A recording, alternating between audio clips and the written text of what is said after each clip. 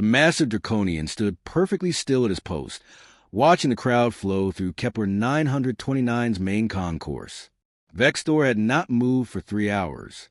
His bronze scales caught the artificial light, making him look like an ancient statue rather than a living being.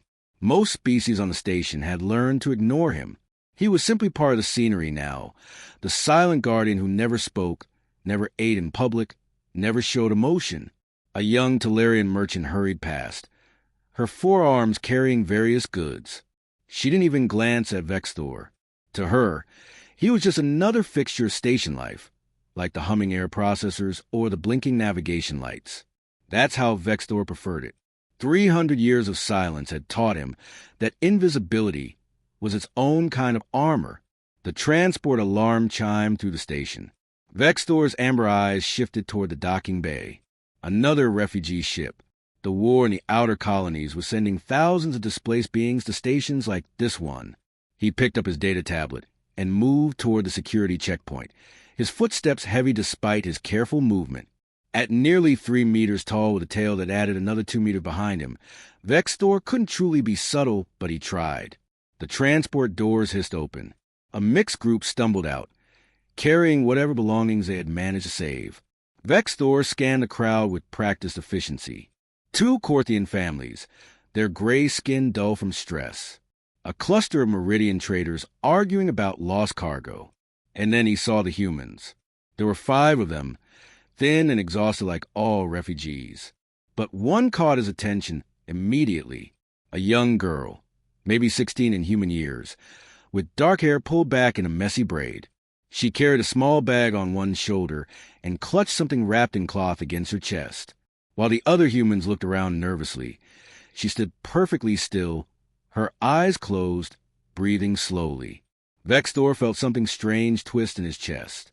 He hadn't felt anything in so long that the sensation made him pause mid-step. The girl opened her eyes and looked directly at him.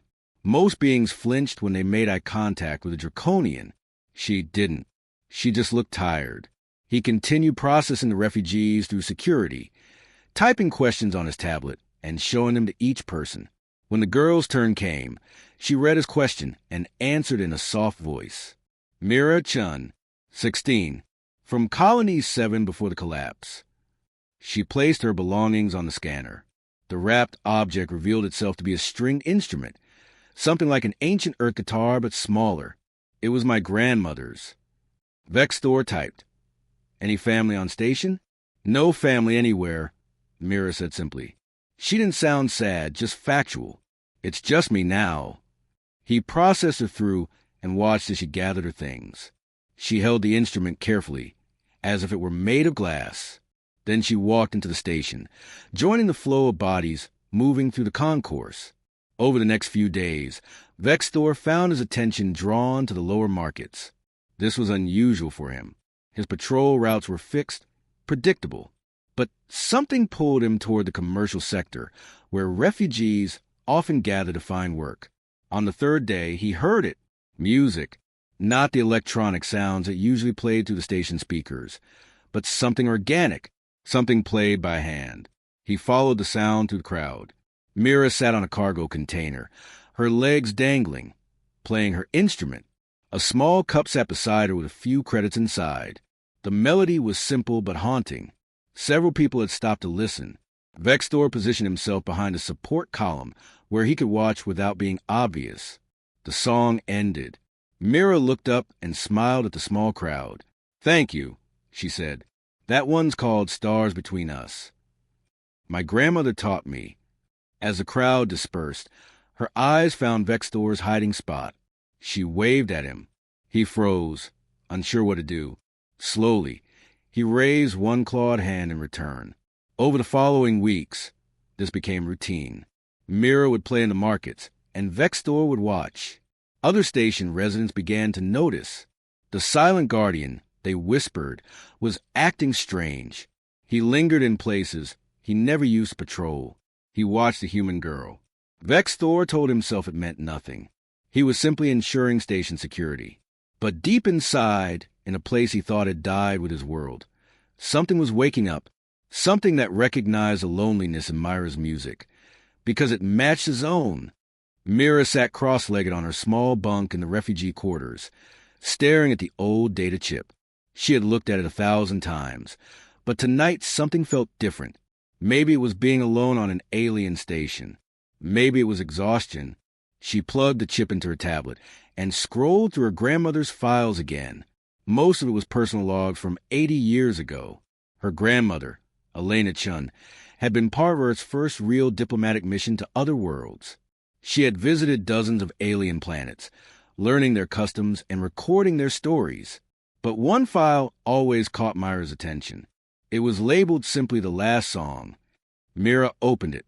Her grandmother's voice, preserved forever in digital memory, began to speak. I met them on their last day. The Draconians of the Flame Court knew their world was dying. A stellar cascade, they called it. Their star was collapsing in a way that would consume everything. They had days, maybe hours. But one elder, she wanted me to remember something. The recording shifted to music, a melody unlike anything Mira had ever heard. It sounded ancient and sad, but also beautiful. Her grandmother's voice returned. She sang this to her children as their world burned. She asked me to remember it, to prove they existed. I've tried to play it, but I don't think I'm doing it justice. Maybe someday someone will play it properly. Mira picked up her instrument. She had been practicing the melody for years, trying to get it right. Her fingers moved across the strings, reproducing the notes. It never sounded quite complete, but it was close. Across the station, Vexthor sat in his small quarters. He didn't sleep much anymore. Sleep brought dreams, and dreams brought memories. He stared at the wall where he had carved a single symbol in the metal, the crest of the Flame Court, his family symbol. He remembered the last day. The sky had turned red, then orange, then a burning white. Everyone knew what was coming. The evacuation ships couldn't carry everyone. Vexthor had been chosen to survive because of his military rank. His mate Syrah had placed their 2 hatchlings in his arms. "Take them," she had said. "Run." But there hadn't been time. The stellar cascade moved faster than predicted. He had watched them burn. Syrah had been singing to calm the children. The old lullaby, the song of ember and ash. Every draconian parent sang it. Every child knew it. 10,000 years of tradition, gone in fire. Vexthor had escaped on the last ship, and on that ship, surrounded by other survivors, he had made his vow. No more words. Words had failed to save them. Songs had failed to protect them. Silence was all he had left. He stood and walked to his console. Something nagged at his mind. For weeks now, the human girl's music had bothered him. Not because it was bad, because it was familiar. But that was impossible. In the lower markets, Mira played her evening set. The crowd was small tonight. She didn't mind. Playing helped her think. She worked through her usual songs, then paused. "I want to try something new tonight," she announced. "This is from my grandmother's collection. I don't know what it's called." She began to play the melody from the data chip. The strange, haunting tune filled the market. Vexthor was 3 levels away when he heard it. At first, he thought his mind was playing tricks. 300 years of grief could create illusions. But no, his feet moved before his mind caught up. He ran through corridors, pushing past startled aliens. His heart pounded in his chest. He burst into the market. Mira sat on her usual cargo container, playing. The melody was imperfect, played on a human instrument, but it was unmistakable. The song of ember and ash. His song. Sarah's song. His children's song. Mira stopped playing when she saw the massive draconian rushing toward her. The crowd scattered. Vexthor stopped 3 meters away, his whole body trembling. He grabbed his tablet with shaking claws and typed frantically. "Where did you learn that?" Myra's eyes widened. She had never seen him move so fast or show so much emotion. "My grandmother's files," she said carefully, "from 80 years ago. She visited a place called the Flame Court. Someone taught her the song before." She stopped. Vexthor had dropped his tablet. His amber eyes were locked on her instrument. His mouth opened slightly, showing rows of sharp teeth. For a long moment, neither of them moved. Then Mira understood. You knew this song, she whispered. You knew the people who sang it. Vexthor picked up his tablet with trembling claws. Yes, I'm so sorry, Mira said softly. My grandmother wrote that she wanted to preserve it, to remember them. Vexthor stood frozen. This human child carried the last piece of his world, the song his family died singing, and she had kept it alive. The station alarms blared at midnight. Vexthor was already moving toward the command center before the announcement came through. All personnel to emergency stations.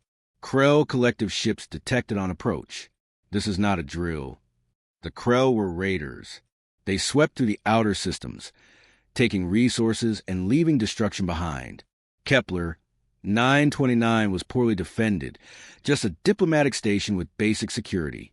Vexthor reached the command center where Station Commander Yelvik, a four-armed Bessarian, was coordinating evacuation procedures. We have 6 hours before they arrive, Yelvik said, his voice tight with stress. Maybe 8 if we're lucky. We're loading transports now, but we can only evacuate 60% of the station population. Vexthor grabbed his tablet. Defend? With what? Yelvik gestured at the tactical display. We have 40 security personnel and 2 small patrol ships. The Krell are bringing a war fleet. We can't fight them. Who stays behind? Whoever doesn't make it to the transports in time. Yelvik wouldn't meet his eyes. Refugees. Lower-level workers. I'm sorry, Vexthor. There's no other choice. Vexthor left the command center.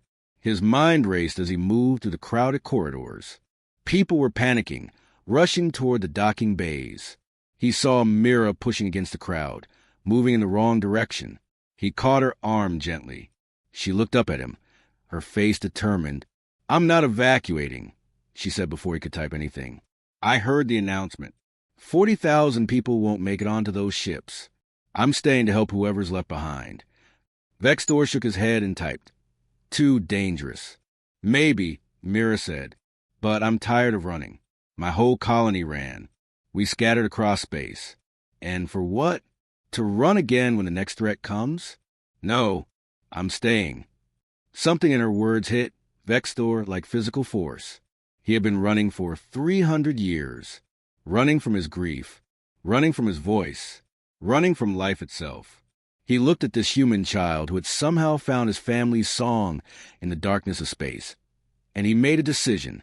He typed quickly, I have plan. Need your help. They spent the next 4 hours in the station's engineering section. Mira had studied sonic technology in her colony school. She explained her idea to Vexthor and 3 other engineers who had volunteered to stay.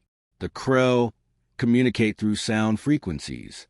If we route the station's communication arrays into the external speakers, we could broadcast frequencies that disrupt their systems. It might buy us time, one engineer said doubtfully, but it won't stop them. Time is what we need, Mira countered. She looked at Vexthor. Right? He nodded. He was typing a message to send through secure channels, reaching out to any ships in the sector that might help. It was a desperate hope, but hope nonetheless. The Krell arrived ahead of schedule. 5 massive ships appeared on scanners, moving toward the station with clear hostile intent. The last evacuation transport had left an hour earlier. 15,000 beings remained on Kepler 929. Vexthor stood in the command center with Commander Yelvik, who had also refused to evacuate. Mira was in engineering with her finger on the broadcast trigger. The Krell ships opened fire on the station's shields. Now! Yelvik ordered. Mira activated the sonic weapon. A wave of disrupted frequencies shot out from the station's arrays. The lead Krell ship veered off course. Its navigation system scrambled. The others slowed, confused. It's working, someone shouted. But the Krell adapted quickly. Within minutes, they had adjusted their shields to filter the frequencies. They resumed their approach, weapons charging. An explosion rocked the station. One of the patrol ships had been destroyed. The second was damaged and retreating. Vexthor watched the tactical display. In minutes, the Krell would breach the hull. Thousands would die. A support beam collapsed 3 levels below the command center. Mira was down there. Vexthor's body moved before his mind registered the decision. He ran his massive form crashing through corridors. He reached the engineering section to find it half collapsed. Through the smoke, he saw Mira trapped under debris, struggling to breathe. For 300 years, he had been silent. For 300 years, he had sworn never to speak. But now, seeing this child who had given him back his song, who had shown that memory was stronger than death, he felt his vows shatter like glass. Mira! His voice was thunder. It echoed through the station, a sound not heard in centuries. The word tore from his throat with 300 years of silence behind it. He reached her in seconds, lifting the debris with strength born of desperation. Mira gasped for air, staring up at him in shock. "You spoke," she whispered. "Yes," Vexthor said, his voice rough and strange his own ears. "And I will speak again. We survived this together." Vexthor carried Mira back to the command center, his voice now giving orders for the first time in 3 centuries. Station personnel stared in shock as the Silent Guardian coordinated their defense. His tactical mind, dormant for so long, came alive with the clarity of ancient training. "Redirect all power to forward shields," he commanded, his deep voice carrying authority that made even Commander Yelvik step back. "Pull security teams to sections 12 through 18. Set up choke points at every corridor junction." The Krell ships circled the station like predators. Another blast shook the structure. "Hull breach," alarm screamed on level 4. Vexthor moved through the chaos, his presence steadying the frightened defenders. Mira limped beside him, refusing medical attention. "The sonic weapon isn't enough," she said, breathing hard. "They adapted too fast. We need something else." Vexthor nodded. His mind worked through possibilities. The Krell were jamming all communications. His distress call had likely never left the system. They were alone. He looked at Mira, at her grandmother's instrument still strapped to her back despite everything. An idea formed, a desperate, impossible idea. "Your song," he said slowly, "the one for my world." It wasn't just music. Mira looked confused. "What do you mean?" "The Draconians used harmonic mathematics for deep space communication. Before modern technology, we sang across the void between worlds." Vexthor's eyes brightened. "The Song of Ember and Ash contains coordinate harmonics, signals that can travel farther than any radio. You think other Draconians might hear it?" "I thought I was alone," Vexthor admitted. "But if others survived, if they wandered the space lane searching, they would know that song. They would recognize it anywhere."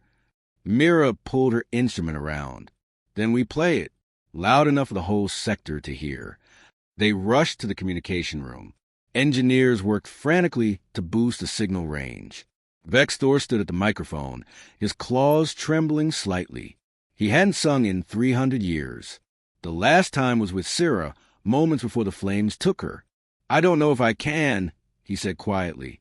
Mira placed her hand on his arm, so small against his massive scale limb. "You already broke your silence. The hard part is done. Now we just remember them together." She began to play. The melody filled the communication room, amplified through every speaker on the station, and broadcast into space. Vexthor closed his eyes. He remembered Syrah's voice, his children's laughter, the warm nights on his lost world, when families would sing this song under 3 moons. He opened his mouth and sang. The words were in his native tongue, ancient and powerful. His voice, and used for so long, cracked at first but grew stronger. The song spoke of fire and memory, of love that outlasts death, of embers that never truly die. Station personnel stopped their work to listen. Even in a language they didn't understand, they felt the weight of it. The Krell ships continued their assault. Another hull breach. More alarms. But Vexthor and Mira kept playing, kept singing. The signal shot out into space, carrying harmonics that human ears couldn't fully hear, but that draconian sensors were built to detect. Minutes passed. The Krell broke through to level 6. Security teams fought desperately, buying time. Then, a voice crackled through the communication system, speaking in Draconian. "This is Warship Eternal Flame. We hear you, brother. We are coming." Vexthor's voice faltered. Mira kept playing, her fingers steady on the strings. He found his voice again and sang louder, a beacon in the dark. Space tore open with flashes of light. 3 Draconian warships dropped out of FTL travel, massive and ancient, covered in ceremonial markings of the Flame Court. They had been wandering, searching for any other survivors of their lost world, and they had heard the song. The Krell fleet turned to face this new threat. They were outmatched. Draconian weapons, perfected over millennia before their civilization chose peace, made quick work of the raiders. Within 20 minutes, the Krell ships were destroyed or fleeing. Vextor sank to his knees, exhausted. Mira sat beside him, her instrument still in her hands. Around them, the station erupted in cheers. "We did it," Mira said softly. "You did it," Vextor corrected. "You kept the song alive. You kept my people alive." A message came through from the lead warship. "Permission to dock. We have much to discuss, brother.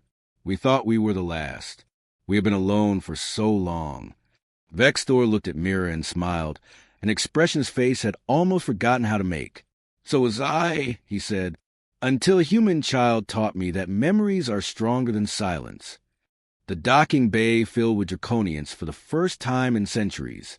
Vextor stood at the airlock, watching as his people emerged from the warships. They were survivors like him, scattered across the galaxy, believing they were alone. 47 Draconians total, all that remained of a civilization that once numbered in the billions. An elderly female approached him first. Her scales were pale silver with age, and she moved slowly, but her eyes were bright. She looked at Vextor for a long moment, then spoke in their ancient language. "You sang the song. I never thought I would hear it again." "I had help," Vextor replied, gesturing to Mira, who stood quietly beside him. "This human kept our song alive when I had forgotten how to sing it." The elder looked at Mira with curiosity. "A human preserved our music?" "My grandmother learned it from your people," Mira explained, "right before the end. She asked me to remember it." The elder's eyes moistened. "Then your grandmother gave us a gift beyond measure. She proved we existed, that we mattered." She bowed her head to Mira, a gesture of deep respect among Draconians.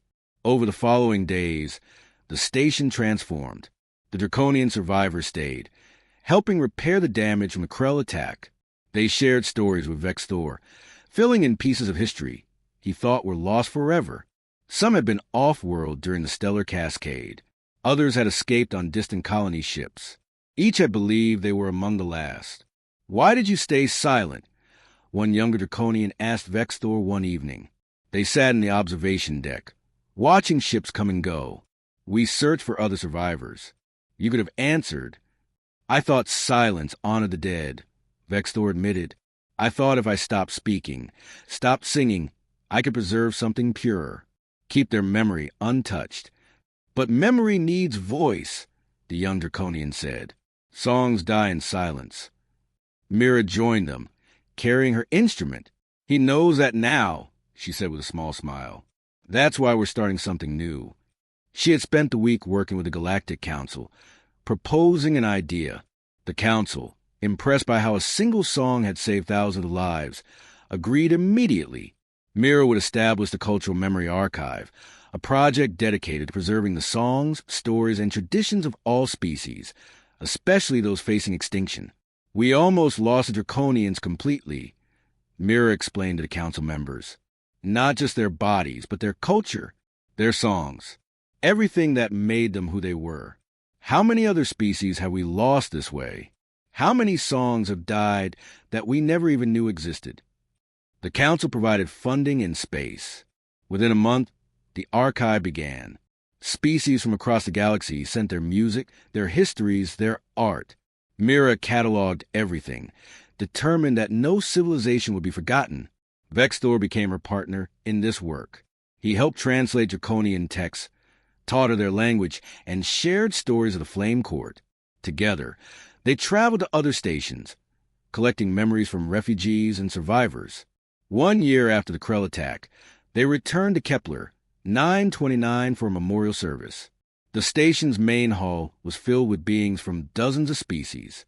A monument had been erected in honor of the Flame Court, a crystalline structure that caught light and threw rainbow colors across the walls. Vextor stood before the crowd, no longer silent, no longer hiding. Beside him stood Mira, her instrument ready. The elderly Draconian, whose name was Keshare, joined them. "We gather to remember," Vextor began, his voice strong and clear. "Not just the Draconians we lost, but all beings who have passed into memory. We remember because forgetting is a true death." Keshare spoke next in Draconian, then translated. The Flame Corps believe that as long as one person remembers a name, speaks a word, sings a song, that civilization lives. Today, because of a human child and her grandmother, we live. Mira began to play. The song of ember and ash filled the hall, but this time she wasn't alone. Vextor sang with her.